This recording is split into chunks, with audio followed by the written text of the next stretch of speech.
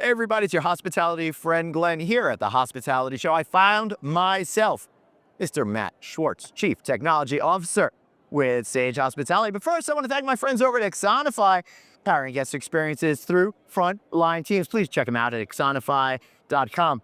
Speaking of empowering stuff, I'm finding at the high end of the market where you guys live and breathe that it's really about cultivating experiences more than ever. I know we throw around the E word all the time, but it's very different, I think, when we're talking about experiences in one of your properties versus a traditional select service property, and we seem to clump them all into the same group. So I want to see what your nuances, what your world is. That's a great point, Glenn. You know, we really like to specialize on lifestyle, luxury, independent hotels, exceptional markets around the continental U.S. And a lot of our guests, they're expecting an experience that's similar to what they have at home. Right. Well, it has to be a baseline, I would think that, because they have access to have whatever things they want. Yes. Right? If they have a large TV, they want a large TV. If they have a surround sound system, they want a surround It's so crazy that we're at the point now where it's like we got a 75-inch TV screen in the room. Oh, that's too small for some people, right?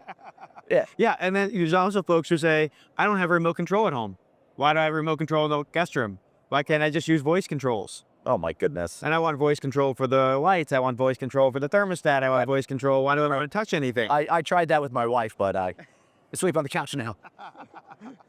And there's also, you think about all of the experience you have at home staying on the TV front, you know, with Netflix and Hulu and Amazon Prime, and what's the most seamless way to bring that with you?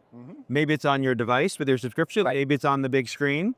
Maybe your kids are in a different room and they're watching a different station. Maybe it's different tonight than it is tomorrow. And all of that requires an amazing amount of bandwidth.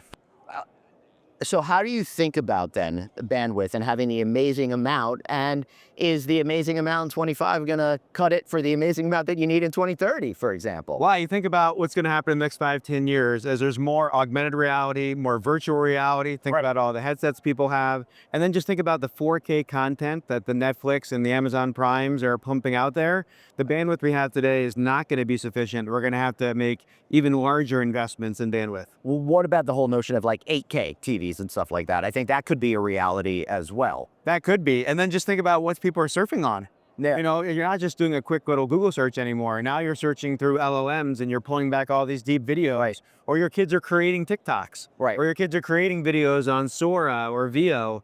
And that requires an enormous amount of bandwidth. All right, so this is giving me an enormous amount of agita right now thinking about that. But I think with the lesson that you're sharing is whatever you think is enough, it's probably not enough. Yeah. And you don't want to cheap out on that investment because it's going to bite you in the end, because it's not easy to just upgrade that type of technology years after a hotel has gone through a renovation or being built. Exactly. Think about what we started the conversation with, the experience. You don't want a guest watching the World Series like what happened last night in inning 17, and then the bandwidth clunks out. Right. And they don't get a chance to watch inning 18 and the Dodgers hit the home run. Yep. So you have to make sure that you have that extra insurance, that extra comfort and, capacity to handle anything.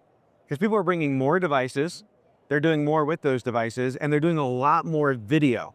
Yeah. And the more video they're doing in terms of creation and consuming, you need more bandwidth. That's absolutely true. Now, beyond that, you as the operator need more bandwidth as well to bring all of your experiences to life. So how does that play into it? And what are some of the things that you're thinking about in regards to enhancing experience through technology? That's a great point. If you think of the last 5-10 years, we used to have a lot of on-premise technology. Right. You know, might have been the key server, might have been phones, might have been the PMS. All of that is now up in the cloud. Yeah. Which means that from an admin network perspective, we need real-time access to all of those SaaS-based applications, and everyone wants real-time updates. Yeah. Yeah. So all that has to be available instantly. My goodness. And if we think about what's coming in the next few years, as we have facial recognition, so you walk into a hotel, and in the steps from the front door to the front desk, it's already, welcome back, Mr. Haussman, because they know exactly who you are and that you stayed there before. That's only going to happen with a lot of bandwidth and a lot of technology right there on premise. And proper training, might I add, because I say too many hotels. One time I went to a hotel 3 months in a row, and the first question is, this your first time staying with us? Come on. That's right. Yeah. Well, I like to think in 2025 we're past that point, No, we're not. but we still have it. It's no problem. Don't worry, I still find it delightful and charming. That's right. I don't want anyone to get the wrong thought here. That will never happen at SHO. Yeah, right. So where do you think is your biggest opportunity to leverage technology to get closer to the customer, whether on site or before they even imagine staying the time with you? Yeah, I think there's a big opportunity in as someone's envisioning the journey, kind of like pre-arrival. There's a lot of opportunity to let them know, what does this hotel have to offer? You know, at Sage, we have an amazing food and beverage program, spa program. We want everyone to know all those pieces of information that are out there. Also, we're in a lot of urban areas. So what are all the sites I can go visit and things like that? So we want all of that content to be available to them. Right. So when they come on site, they're in this amazing experience. Our mission is to enrich lives one experience at a time. And we look every day to say, what can we do to enrich your life with everything we have to offer in the hotel, restaurant, spa, and the community in which we live. Yeah, I mean, you guys do amazing things over at Sage. You really understand what motivates customers. And I think that's an absolute fabulous thing that you guys are up to. That's why these guys are going to continue to define how we enjoy hospitality and creating experience. Anything else that we left out that you got to get off your... Oh, just an amazing hospitality show, and see everyone next year in Miami. Yeah, Miami. I like that. So as we're recording this, it's really cold outside. That's right. Not so much, I guess, in Miami. It is great to see snow in Colorado, and it's nice to know ski resorts are open, and it's nice to see the Broncos with a winning record. Wow.